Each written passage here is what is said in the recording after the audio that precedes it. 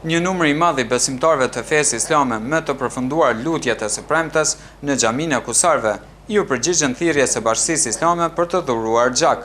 Bismillahirrahmanirrahim, ju falenderojmë Allahun që na ka japur shëndet, që ne sot kemi mundësi afër muajit të tretë të Ramazanit të japim gjak, të ndihmojmë bashkëqytetarët tonë të cilët kanë nevojë.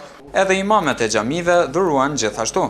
Ku majta edhe hutbën edhe I thirra dhe besimtarët tonë që t'i bashkangjiten këtij aktiviteti.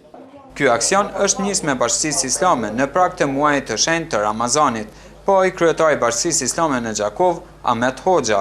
Këshilli I Bashkisë Islame në prag të muajit të Ramazanit ka organizuar aksionin vullnetar për durimin e gjakut, që duke nisur edhe nga parimet fetare, ai I cili shpëton një jetë arsukur që me shpëtu njerëzimin në përgjithësi, që sadopak qendrës së transfuzionit gjakut të ofrojmë një ndihmë simbolike me xhamatlit tonë.